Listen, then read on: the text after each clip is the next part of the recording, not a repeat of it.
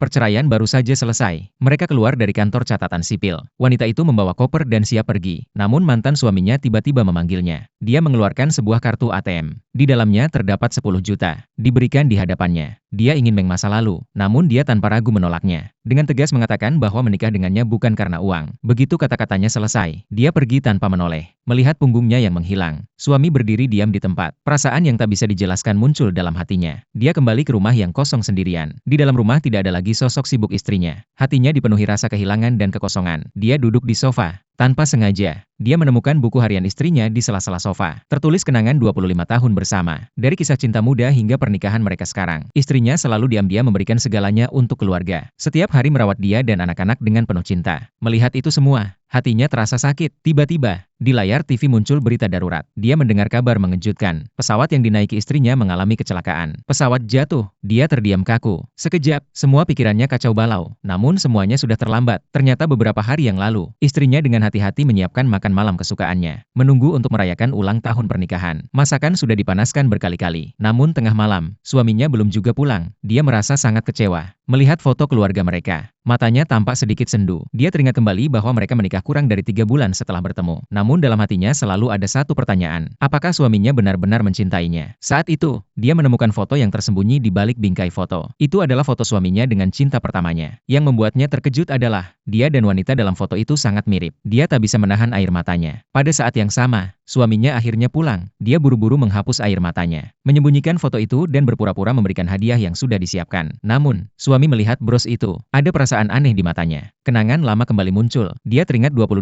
tahun yang lalu. Cinta pertamanya menolak bros yang dia berikan. Dia tiba-tiba kehilangan kendali, memukul bros yang ada di tangan istrinya. Dengan sindiran tajam mengatakan bahwa istrinya sudah tidak muda lagi, dan seharusnya tidak melakukan hal-hal seperti anak muda yang memberi hadiah. Wanita itu kebingungan. Tidak mengerti mengapa suaminya begitu dingin padanya. Sampai akhirnya dia melihat suaminya menerima telepon dari cinta pertamanya. Lalu pergi meninggalkan rumah. Pada saat itu dia akhirnya sadar. Dia hanyalah pengganti cinta pertama suaminya. Hancur hatinya. Perutnya terasa sakit sekali. Akhirnya dia pingsan. Ketika dia terbangun, dia sudah terbaring di ranjang rumah sakit. Dokter memberitahunya bahwa dia perlu dirawat inap dan harus memberi kabar pada keluarga untuk menjaga dirinya. Dia dengan terpaksa menelepon suaminya. Namun tak ada yang mengangkat. Dia pun dengan susah payah bangkit, melangkah ke pintu kamar. Dia melihat suaminya berjalan di lorong. Dia kira suaminya datang untuk menjenguk. Maka dia buru-buru mengejarnya. Namun yang dia lihat justru, suaminya berdiri di samping ibu dan anak cinta pertamanya. Hatinya seolah robek begitu saja.